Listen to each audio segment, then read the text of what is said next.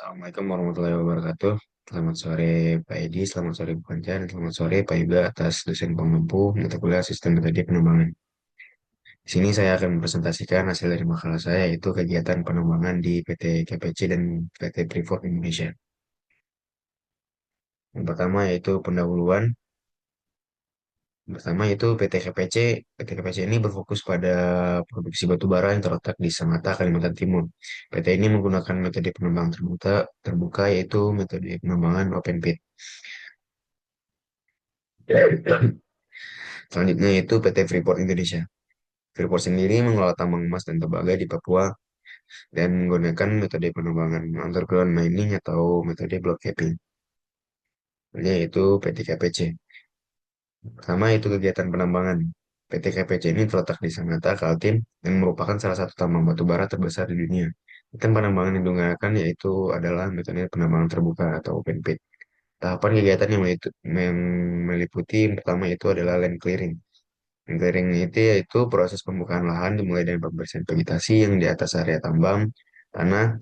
Selanjutnya itu pengupasan upper badan atau topsoil. Selanjutnya disimpan untuk diproses kembali di saat reklamasi nanti, kemudian hari. Kedua yaitu pengambilan material atau biji atau batu baranya, heating coal. Selanjutnya yaitu di batu baranya diangkut menggunakan dump truck. Yang pertama itu ke stockpile atau stockroom, lanjut ke crushing plant, crusher, lanjut ke dari crushing proses, lanjut ke crush hauling, lanjut ke stockpile area.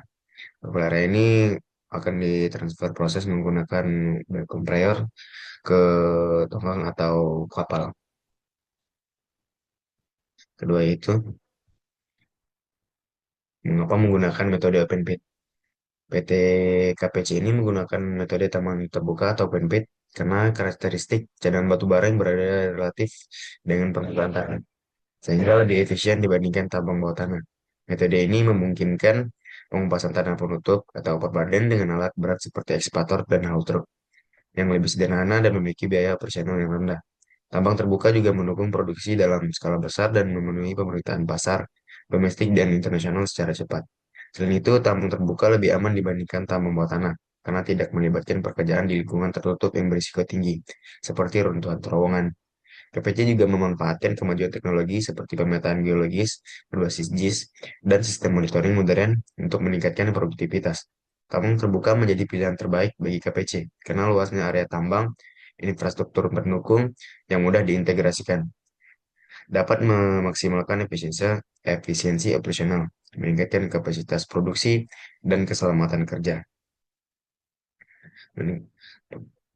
sambil tetap mempertimbangkan dampak dampak lingkungan. Lalu selanjutnya itu Sustainable Development Goals atau SDGs. Pertama itu Life on Land. KPC memimpin upaya dalam reklamasi tambang dan menanam lebih dari 1 juta pohon pada saat lahan pasca tambang. Yang kedua itu Affordable and Clean Energy. Sebagai produsen utama batu bara termal, KPC berperan dalam penyediaan energi yang mendukung kebutuhan listrik nasional. Ketiga yaitu Decent Work and Economic Growth. Melalui pembukaan lapangan kerja untuk ribuan pekerja lokal, KPC mendukung pertumbuhan ekonomi masyarakat sekitar tambang. Keempat yaitu Equality Education. KPC mendanai beasiswa untuk mendirikan sekolah-sekolah baru di wilayah Sangatta untuk meningkatkan kualitas pendidikan. Yang terakhir yaitu Responsible Consumption and Production.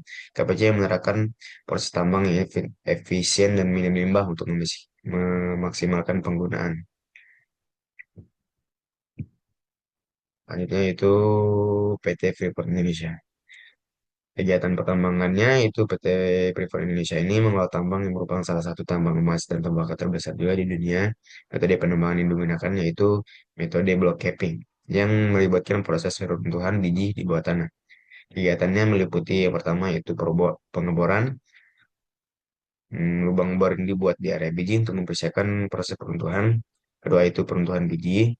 Ketiga itu pengangkutan, pemrosesan, dan pengolahan limbah tambang. Yang kedua itu mengapa menggunakan metode block caving.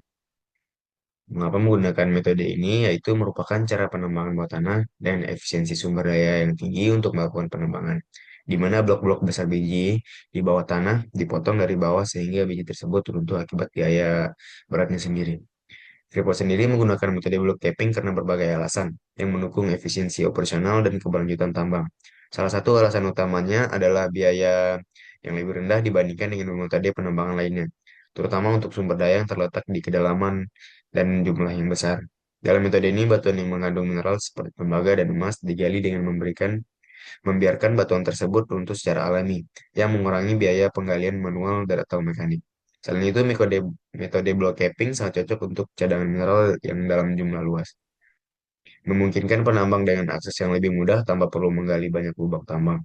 Penggunaan metode ini juga mendukung kapasitas produksi yang lebih tinggi, karena dapat mengambil lebih banyak material dalam waktu yang singkat. Selain itu, block caving juga meminimalkan gangguan terhadap struktur geologi sekitarnya, sehingga dapat mengolah sumber daya lebih optimal dengan berbagai keuntungan yang tersedia.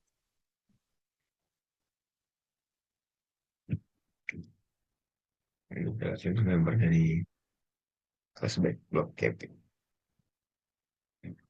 Ketiga yaitu Sustainable Development Goals atau SDGs-nya PT Freeport Indonesia. Pertama yaitu Good Health and Well-being, menyediakan layanan kesehatan dan membangun rumah sekitar dan membangun rumah sakit di sekitar wilayah operasionalnya. Kedua yaitu Quality Education, memberikan lebih dari 1.000 beasiswa setiap tahun untuk mahasiswa Papua. Ketiga yaitu Industri Innovation and Infrastructure, berinvestasi dalam infrastruktur seperti jalan, bandara, dan fasilitas publik di Papua. Yang ketiga itu Climate Action, mengurangi jejak karbon dengan menggunakan energi terbarukan seperti operasionalnya. Nah, yang terakhir yaitu Reduce Inequalities, memperkuat memberdayakan masyarakat adat Papua melalui pelatihan kerja dan program kewirausahaan. Selanjutnya yaitu yang terakhir yaitu kesimpulan. Kesimpulannya itu makalah ini membahas kegiatan penambangan di PT Kaltim Prima Coal dan PT Freeport Indonesia. PT KPC ini menggunakan metode open pit untuk penambangan batu bara, sementara Freeport Indonesia menggunakan metode block caving untuk penambangan emas dan tembaga.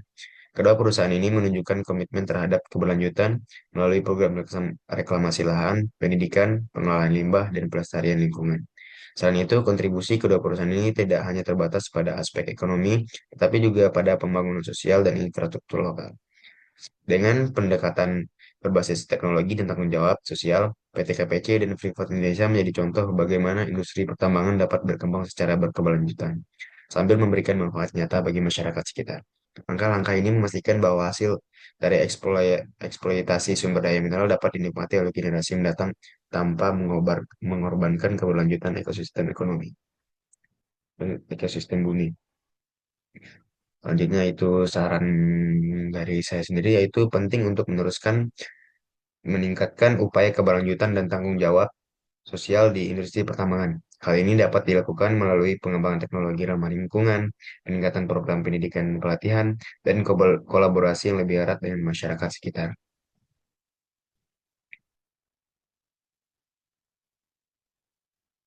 Mungkin cukup sekian presentasi dari saya. Saya tutup dan saya akhiri dengan Assalamualaikum warahmatullahi wabarakatuh.